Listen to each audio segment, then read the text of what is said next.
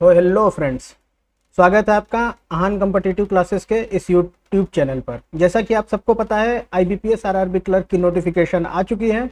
तो आज हम डिस्कस करेंगे आरआरबी क्लर्क की job profile, salary, perks and allowances, transfer policy, work environment और साथ ही साथ देखेंगे ऑफिसर की जॉब से और पब्लिक सेक्टर बैंक की जॉब से इसका कंपेरिजन। तो ये एक बहुत ही यूजफुल वीडियो होने वाली है, तो आप अंत तक हमारे साथ बने रहें। आरआरबी क्लर्क या ऑफिस असिस्टेंट, नोटिफिकेशन में इसको ऑफिस असिस्टेंट ग्रुप बी लिखा होगा। हिंदी में इसको लिपिक अथवा कार्यालय सहायक कहते हैं। सबसे पहले डिस्कस करते हैं जॉब प्रोफाइल। तो जॉब प्रोफाइल पूरी तरह डिपेंड करता है कि आपकी पोस्टिंग कहाँ होती है। पोस्टिंग दो जगह हो सकती है। पोस्टिंग आपको दो जगह मिल सकती है। पोस्टिंग दो जगह मिल सकती है, या तो ब्रांच में या तो regional office, area office, zonal office या हेड ऑफिस में। 98% चांस है कि आपको ब्रांच में ही पोस्टिंग मिलेगी। 2% चांस है कि आपको ऑफिस में मिले, रीजनल ऑफिस, एरिया ऑफिस या हेड ऑफिस में। ओके, तो आपकी जॉब प्रोफाइल डिपेंड करेगी कि आप कहाँ पोस्टेड है। The office assistant takes care of all the clerical work in the office. Branch और ऑफिस में ये मेन होता है। Clerks are responsible for assisting the higher level officer in the office work, assist higher level officers in their day to day work. उनके day to day works में ये assist करते हैं। Receives and acknowledges cash, drafts, cheques, pay orders and other instruments, maintains office records and files. ये सारे काम branch पे होते हैं। Account opening, closing related work. Bank में 4I कॉन्सेप्ट फॉलो होता है। 4I concept. तो एक बंदा एंट्री करता है, दूसरा बंदा वेरीफाई करता है। तो जनरली क्लर्क का काम होता है ये सारे काम एंट्री करना। ओके, ये भी ब्रांच पे होता है। Customer support operates cash deposit, withdrawal, etc. Okay, customer support, कोई आके बैलेंस इंक्वायरी करता है, कहता है साहब SMS नहीं आता, ये सब चीज़ें कस्टमर सपोर्ट वाली क्लर्क ही डील करता है। पहले कैश डिपॉजिट विड्रॉल काम ही होता है, एज ए कैशियर आप यही करते हैं। They often work as single window operator oblique head cashier in the banks and carry out transaction and document related work. Single window operators और हेड कैशियर के तौर पे भी काम करते हैं, और इसमें कुछ इनकी आईडी अपग्रेड हो जाती है और कुछ इनके पास पावर होती है ट्रांजेक्शन से रिलेटेड। वो क्या है आगे डिस्कस करेंगे। अब देखते हैं सैलरी स्ट्रक्चर आरआरबी क्लर्क या ऑफिस असिस्टेंट की। देखिए, बेसिक पे 19,900 है, ये तो अभी फिक्स है। ओके, फिर आता है स्पेशल अलाउंस, ये भी लगभग इतना ही रहता है। डीए हर 3 महीने पे रिवाइज होता है। डीए का मतलब है डियरनेस अलाउंस या महंगाई भत्ता। ये हर 3 महीने पे रिवाइज होता है। जनरली गवर्नमेंट में ये 6 महीने पे होता है, लेकिन बैंक्स में ये 3 महीने पे होता है। एचआरए अमाउंट ये भी लगभग इतना ही होता है, इसी के आसपास होता है 2170। डिडक्शंस में सिर्फ न्यू पेंशन स्कीम में ये 2800 के आसपास कोई डिडक्शन होता है। ग्रॉस पे आपके इतना बन जाता है। ये बिल्कुल एग्जैक्ट नहीं है, थोड़ा बहुत स्लाइटली वेरी कर सकता है, लेकिन बहुत स्लाइट वेरी करेगा, बहुत ज़्यादा वेरी नहीं करेगा एज ऑफ नाउ। अब साल भर बाद आप कंपेरिजन करते हैं तो हो सकता है डीए कुछ ज़्यादा बढ़ गया हो या कुछ और चीज़ें आ गई हों। अब देखिए, एक चीज़ है, जैसे वेतन आयोग होता है गवर्नमेंट में, वैसे बैंक में होता है बाईपार्टेड सेटलमेंट, बीपीएस बोलते हैं। ये 5 साल का सेटलमेंट होता है। तो 12th बीपीएस पेंडिंग है नवंबर 2022 से। ओके, तो ये जब लगेगा तो जनरली 12 से 15% इंक्रीज हो जाता है। ओके, उसके बाद हर साल आपका इंक्रीमेंट लगता ही है। ओके, बाकी कुछ और अलाउंसेस होते हैं, जैसे कैश की अलाउंस या कैश अलाउंस इसको बोलते हैं। और अगर आप हेड कैशियर के तौर पे काम करते हैं तो आपको कुछ एक्स्ट्रा मिलता है। आप सिंगल विंडो ऑपरेटर के तौर पे काम करते हैं तो आपको कुछ और एक्स्ट्रा मिलता है। ओके, तो ये और चीज़ें जुड़ जाती हैं। तो ये है आरआरबी क्लर्क का बेसिक सैलरी स्ट्रक्चर। अब देखते हैं पर्क्स एंड अलाउंसेस के बारे में। पर्क्स एंड अलाउंसेस में basically medical reimbursement is provided to the IBPS RRB assistant. अब देखिए, मेडिकल रिम्बर्समेंट में दो चीज़ें होती है। मेडिकल एक होता है एनुअली 2000 से 3000 ऑन डिक्लेरेशन आप ले सकते हैं। ओके, इतना अमाउंट ऑन डिक्लेरेशन होता है, ये आप ले सकते हैं। दूसरा होता है इंश्योरेंस। ये जनरली क्लर्क का 1 लाख से 3 लाख होता है, डिपेंडिंग अपॉन इंस्टीट्यूशन। यहाँ लिख देते हैं insurance 1 lakh to 3 lakh depending upon institution. Okay, फिर होता है न्यूज़पेपर अलाउंस होता है 120 रुपीज़ पर मंथ के हिसाब से न्यूज़पेपर अलाउंस मिलता है। TA DA as and when application applicable, TA DA जब कोई दूसरा क्लर्क छुट्टी पे आसपास के किसी ब्रांच पे तो आप उसकी जगह जाते हैं रिलीविंग पे, तो उसका टीएडीए मिलता है। और किसी ऑफिस वर्क से जनरली जाना नहीं होता है, लेकिन अगर कभी आप चले जाते हैं, जैसे रेमिटेंस करने के लिए आप चले जाते हैं कभी, या इन सब चीज़ों में, तो टीएडीए और टी मिलता है। TA travel allowance, dearness allowance, और T travel expenses, T TA DA, ये सारी चीज़ें मिलती हैं। ओके, अब एलएफसी, एलएफसी क्या होता है? लीव फेयर कंसेशन, ये मिलता है। इसमें 2 विंडो बनते हैं एलएफसी, एक होता है 2 साल का, एक होता है 4 साल का। 2 ईयर 4 ईयर, 2 ईयर में 15 डेज सैलरी, टीएल इसको इनकैशमेंट बोलते हैं, प्लस 2000 किलोमीटर का फेयर आपको मिलता है रेलवे का। ये आपका और आपके डिपेंडेंट का मिलता है। अगर 4 साल में लेते हैं तो यही 15 दिन की जगह 30 दिन हो जाता है, और बाकी ये फेयर मिलता है। Okay, loan eight much lower interest rate, loan जो है बहुत सस्ती दरों पे मिलता है। ये बहुत अच्छा पर्क्स होता है बैंक एम्प्लॉयज़ का। जैसे कार लोन होता है 10 साल के लिए मिलता है, इस समय इंटरेस्ट रेट लगभग 5.5% सिंपल इंटरेस्ट चल रहा है। ओके, एक तो पीरियड बड़ा है, 10 साल में आप चुका रहे हैं तो आपको बहुत ज़्यादा पता नहीं चलता है, पीरियड बड़ा पीरियड है 10 ईयर्स, और इसको चुकाने का 7:3 का रेशियो बनता है। 7 साल में आप प्रिंसिपल अमाउंट चुकाते हैं, और 3 साल जो आपका इंटरेस्ट एक्यूमुलेटेड होता है उसको पे करते हैं अगले 3 साल में, तो ये अमाउंट बहुत नॉर्मल होता है। फिर ये व्हीकल अलाउंस है। हाउस लोन जो होता है वो 30 ईयर्स का हो जाता है, हाउस लोन 30 ईयर्स का हो जाता है।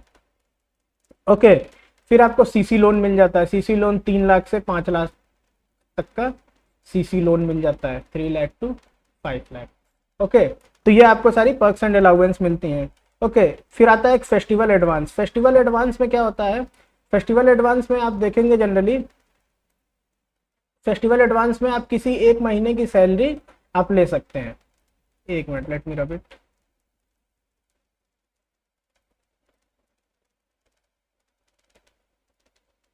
फेस्टिवल एडवांस में आप किसी एक महीने की सैलरी ले लेते हैं, और उसको अगले 10 महीने तक आप इक्वल इंस्टॉलमेंट्स में पे करते हैं। जैसे सपोज करिए आपकी सैलरी 30,000 है, आप किसी एक महीने 30,000 ले लेंगे पूरा, और अगले महीने से अगले 10 महीने तक आपकी सैलरी 27,000 आएगी। तो ये एक 10 महीने का इंटरेस्ट फ्री लोन होता है। इस पर समझ लीजिए कोई इंटरेस्ट नहीं लग रहा है, एक बार ले लिए और अगले 10 महीने हर महीने 1/10 इसको पे करते हैं। ओके, उसके बाद आपको सारी डिपॉजिट्स पे, जो आपका सेविंग बैंक है या कोई भी टर्म डिपॉजिट करते हैं, एफडी आरडी कुछ भी करते हैं, उस पर जो बैंक का रेट होता है उससे +1% मिलता है, +1%। ये भी एक बड़ा एडवांटेज है। ओके, तो पर्क्स एंड अलाउंसेस बैंक की जॉब में ठीक ठाक मिलते हैं। ओके, फिर आता है ट्रांसफर एंड प्रमोशन पॉलिसी। तो ट्रांसफर बैंक पॉलिसी के अकॉर्डिंग होता है, ये बैंक टू बैंक वेरी करता है। ओके, तो जो मैं बता रहा हूँ थोड़ा हर बैंक में इधर उधर हो सकता है, मैं अपने बैंक का बता रहा हूँ। हमारे बैंक में है कि मैक्सिमम 5 साल एक सिंगल ब्रांच में रह सकते हैं, और मैक्सिमम 10 साल एक पर्टिकुलर रीजन में रह सकते हैं। ये रीजन वाला नया आया है, पहले ये नहीं था। तो कई लोग सारी पूरी जॉब जो है एक ही रीजन में निकाल देते थे। बाकी जगहों पे भी, बाकी बैंक में थोड़ा बहुत स्लाइट वेरिएशन के साथ ये चीज़ें होंगी। Okay, no promotion. प्रमोशन जो होता है इसमें थोड़ा सा स्लो होता है। 2 चैनल होते हैं पहले तो, एक होता है फास्ट ट्रैक, एक होता है नॉर्मल। फास्ट ट्रैक में 6 ईयर्स, नॉर्मल में 12 ईयर्स। ओके, इसके बाद आप प्रमोशन के लिए एलिजिबल हो जाते हैं। जब वैकेंसी आती है, नोटिफिकेशन आता है, उसका अलग से बैंक जारी करता है, उसमें आप बैठते हैं और इंटरव्यू से फिर प्रमोट होते हैं। ओके, नाउ 2 एग्ज़ाम होते हैं, JIB और CAIB। बैंक में रहेंगे, ये दोनों एग्जाम देंगे। अगर JIB क्वालिफाई हो जाता है तो 1 साल कम हो जाएगा प्रमोशन के लिए, CIB निकल जाता है तो 1 साल और कम हो जाएगा। और JIB CIB का एक और एडवांटेज होता है कि JIB से एक एडिशनल इंक्रीमेंट आपको मिल जाती है, और CIB से क्लरिकल में 2 इंक्रीमेंट मिल जाती है, 2 एक्स्ट्रा इंक्रीमेंट। ये ऑफिसर में एक ही मिलती है, लेकिन क्लरिकल में 2 एक्स्ट्रा इंक्रीमेंट मिल जाती है। तो प्रमोशन थोड़ा स्लो होता है, बट ये प्रमोशन की पॉलिसी है। ओके, अब प्रमोशन होता कैसे कैसे है? ऑफिस असिस्टेंट पहले आप हैं या क्लर्क हैं, तो यहाँ से आप जाएंगे स्केल 1। स्केल 1 ये होता है जूनियर मैनेजमेंट ग्रेड। स्केल 1 को बोलते हैं असिस्टेंट मैनेजर, सहायक प्रबंधक। ये पोस्ट है, जरूरी नहीं कि ये स्केल 1 हो तो असिस्टेंट मैनेजर ही रहे, बहुत सारे स्केल 1 ब्रांच मैनेजर भी होते हैं। ओके, छोटी ब्रांच है, स्केल 1 की ब्रांच है तो इसमें मैनेजर हो जाता है।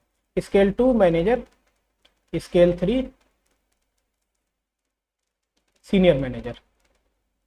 ओके, ये दोनों आती है मिडिल मैनेजमेंट ग्रेड। ओके, फिर आता है स्केल 4, स्केल 4 ये आते हैं चीफ मैनेजर। और फिर आते हैं स्केल 5 या एजीएम, ये होता है senior management. Scale 5 senior management grade, ये होते हैं एजीएम।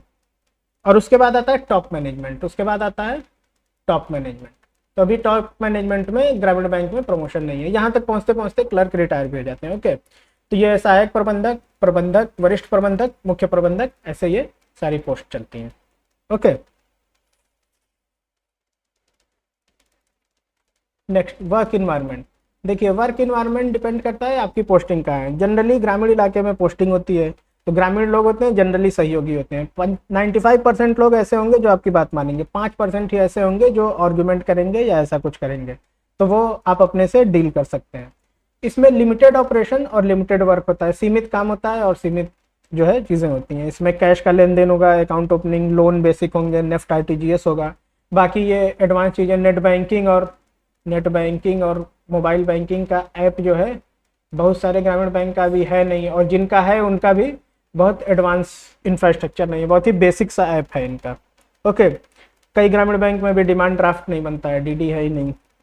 ओके, फॉरेक्स ट्रेजरी तो यहाँ बहुत ही दूर की बात है। ओके, फिर ये जनरली पुअर इंफ्रास्ट्रक्चर, ग्रामीण इलाकों में इनके ब्रांचेज होते हैं, जनरली इंफ्रास्ट्रक्चर पुअर होता है। एसी तो बहुत ही कम ब्रांचेज में होता है, कूलर होता है कुछ ब्रांचेज में, और बेसिक इंफ्रास्ट्रक्चर होता है। बहुत ज़्यादा ऐसे आप जाएंगे तो आपको लगेगा कि बहुत ऐसा इंफ्रास्ट्रक्चर नहीं है। ओके, फिर है कंपैरिजन विथ ऑफिसर। ऑफिसर के साथ कंपैरिजन ये है कि भाई ऑफिसर की लायबिलिटी ज़्यादा होती है, क्लर्क की लायबिलिटी कम है। कैश का लेन देन करेगा और बाकी चीज़ें करेगा, सिग्नेचर इसको सिर्फ कैश बुक या इन सब चीज़ों पे करनी होती है, तो लायबिलिटी कम होती है। ओके, फिक्स्ड वर्किंग आवर्स, 10 से 5 की जॉब है। 10 बजे आप काउंटर खुलता है, आप अपनी जॉब शुरू करते हैं, 5 बजे 5 PM आप नमस्कार करते हैं और निकल जाते हैं। 10 से 5 की जॉब है, फिक्स्ड वर्किंग आवर्स है। ठीक है, low pressure from senior officials office, regional office, zonal office, इन सबसे फ़ोन करते हैं रिकवरी से रिलेटेड या अन्य चीज़ों से रिलेटेड, तो इसमें आपको कोई मतलब नहीं है, आप अपना चिल करेंगे, रिलैक्स रहेंगे किनारे, ये ऑफिसर देखेगा। ओके, अब फिक्स्ड वर्किंग आवर में कभी कभी थोड़ा सा ऊपर नीचे हो जाता है, भाई ब्रांच मैनेजर बुला दिए या रोक लिए कि रुक जाओ कुछ काम है आधा घंटा, तो ये आपसी सहमति पे हो जाता है, आधा एक घंटा इधर उधर हो जाता है। बाकी जनरली फिक्स्ड वर्किंग आवर होता है। Okay, now comparison with PSB clerk. देखिए पब्लिक सेक्टर में जो होता है वो प्रमोशन थोड़ा फास्ट होता है, यहाँ प्रमोशन थोड़ा स्लो होता है। ओके, अब ये लिमिटेड एक्सपोजर टू बैंकिंग के बेसिक काम होते हैं, अब जैसा पहले ही बताए थे, फॉरेक्स ट्रेजरी, ये सब तो यहाँ दूर की बात है। तो basic limited exposure to banking होता है, बेसिक बैंकिंग होती है। ओके, लो वर्क प्रेशर, वहाँ वर्क प्रेशर थोड़ा ज़्यादा होता है, यहाँ लिमिटेड काम है तो वर्क प्रेशर भी कम है। अब लिमिटेड ट्रांसफ़र, ये एक बहुत अच्छा एडवांटेज है, क्योंकि ये ग्रामीण बैंक जो होते हैं 12-15 डिस्ट्रिक्ट्स में होते हैं, आसपास के वो डिस्ट्रिक्ट्स होंगे, जनरली एक ही स्टेट में होता है। तो जब आपकी संस्था ही 12, 15, 18 डिस्ट्रिक्ट्स में है तो आपका ट्रांसफ़र भी उन्हीं जिलों में होगा। ओके, तो ऐसे ही आसपास बहुत दूर दूर ट्रांसफ़र नहीं होता है, ज़्यादा दूर भी नहीं होता और जल्दी होता भी नहीं है। मतलब आप अगर ठीक से रह रहे हैं एक ब्रांच में, कोई बहुत ज़्यादा इशू नहीं कर रहे हैं, तो ब्रांच में 5 साल जनरली, और रीजन में 8-10 साल तक आप आराम से रह लेते हैं। ओके, नाउ कंक्लूजन ये है कि अगर होम पोस्टिंग मिल जाती है तो बेस्ट है, एल्स ज्वाइन करके लिमिटेड काम करते हुए आगे की तैयारी कर सकते हैं। बट ये थोड़ा सा मुश्किल होता है, क्योंकि ब्रांच जो है वो गांव में है, तो वहाँ रहने में थोड़ी दिक्कत होती है। अब थोड़ी दूर पे आप कोई वैसी जगह है, कस्बा है, शहर है, तो वहाँ रूम लेंगे, 5 किलोमीटर 10-15 किलोमीटर पड़ेगा, तो वो आने जाने में टाइम वेस्ट होगा, बाकी चीज़ें मैनेज करने में थोड़ा सा दिक्कत होगी, तो थोड़ा ज़्यादा एफर्ट करना पड़ेगा। बट आप अगर एफर्ट करते हैं तो आगे आपके लिए चांसेस अच्छे हैं। बाकी इसमें तो प्रमोशन होता ही है। बाकी चीज़ ये है कि बैंक की जॉब एक रेस्पेक्टेड जॉब की तरह देखी जाती है, और as a bank employee society आपकी रेस्पेक्ट करती है। तो अगर बैंक की तैयारी कर रहे हैं और इंग्लिश में आपको थोड़ी प्रॉब्लम है, तो ये एक अच्छा चांस है आपके लिए। आप नोटिफिकेशन देखिए, अप्लाई करिए, अगर आप एलिजिबल हैं तो उसके बारे में वीडियो भी पड़ा हुआ है, आप एलिजिबल हैं तो अप्लाई करिए। 21 तारीख लास्ट डेट है, लास्ट डेट का वेट मत करिए, पहले ही कर दीजिए। और अहान कॉम्पिटिटिव क्लासेस जल्दी ही तैयारी संबंधित वीडियोस लाने वाला है, तो आप चैनल सब्सक्राइब करें और बेल आइकन दबाना ना भूलें, जिससे वीडियोस के लेटेस्ट अपडेट आपको मिलते रहें। साथ में बने रहने के लिए धन्यवाद। All the best.